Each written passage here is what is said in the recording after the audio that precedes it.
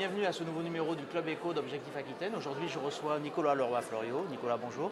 Bonjour. Vous êtes le PDG de Keops Technologies. Oui. Est-ce que vous pouvez me dire ce qu'est Keops Technologies en quelques mots? Alors en quelques mots, nous sommes une entreprise de services numériques avec une grosse spécialité qui est le cloud computing.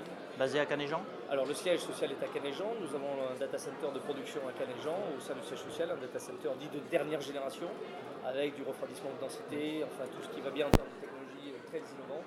Et puis un data center de secours interconnecté en fibre optique à 25 km de distance.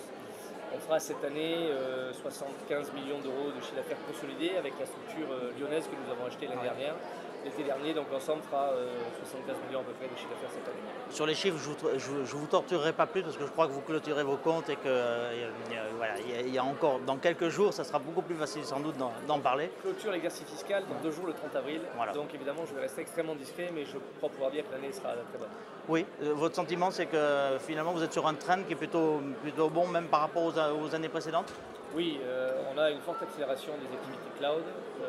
Virage que nous avons pris en 2009, c'était un pari risqué parce à l'époque, on en est à plus d'une quinzaine de millions d'euros d'investissement.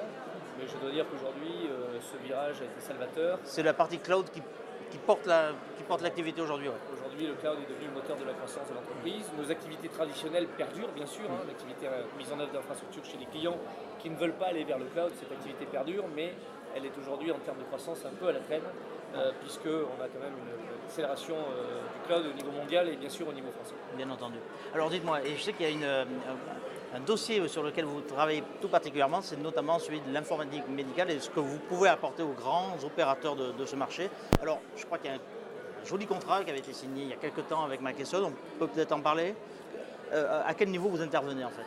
Alors d'abord, nous faisons partie des rares opérateurs de cloud agréés hébergeurs de données de santé au plus haut niveau. C'est-à-dire que nous pouvons gérer toute application du marché, qu'elle soit spécifique à un client dans le domaine de la santé, un hôpital, une clinique, ou qu'elle soit un logiciel du marché, nous pouvons héberger cette application, quelle qu'elle soit, à partir du moment où bien sûr elle gère des données médicales, ce qui est notre cible. Le tout avec un référentiel qui doit être très élevé parce qu'on parle là de données hypersensibles. On parle de données extrêmement sensibles, on parle d'un très haut niveau de disponibilité de notre informatique cloud. En l'occurrence, quand vous avez des cliniques qui ont des services d'urgence 24/24, 7 sur 7, vous ne pouvez pas expliquer que vous ne pouvez pas accéder au dossier patient avant le lendemain matin 10h. Donc évidemment, on garantit un très haut niveau de disponibilité et on garantit également à travers les processus que nous avons mis en œuvre un très haut niveau de confidentialité des données parce qu'il est hors de question que qui que ce soit d'extérieur à l'utilisateur, enfin au client final, à l'hôpital ou à la clinique en l'occurrence, pour parler de ces environnements-là, hors de question qu'il soit d'autres accèdent au dossier médical sans autorisation bien évidemment. Donc on a passé tous les steps de certification qui sont draconiens, drastiques et complexes. Est-ce qu'un contrat comme celui de McKesson peut faire des petits? Oui, clairement, il peut faire des petits. Aujourd'hui, on a des gens comme McKesson et d'autres qui ont développé de très belles applications dans le domaine médical, gestion du dossier patient, gestion administrative et de la production des cliniques ou des hôpitaux. Ces gens-là sont des spécialistes du logiciel, mais ils ont besoin pour commercialiser leurs applications en cloud, ils ont besoin de s'appuyer sur des entreprises comme nous. Et je dois dire qu'aujourd'hui, nous sommes en contact avec pas mal d'éditeurs, dont un autre qui est l'un des grands leaders mondiaux du marché également. Je ne peux pas citer son nom pour l'instant. C'est dans les tuyaux en tout cas. C'est plus que dans les tuyaux, le contrat est signé depuis la semaine dernière, mais je ne peux pas communiquer avant qu'eux-mêmes aient décidé de communiquer. Vous avez donné l'autorisation. Okay. Alors aujourd'hui, on a 26 cliniques qui sont clientes chez nous. On peut citer Saint-Augustin à Bordeaux ou la clinique Saint-Martin à Pessac par exemple, pour ne parler que de celle-là.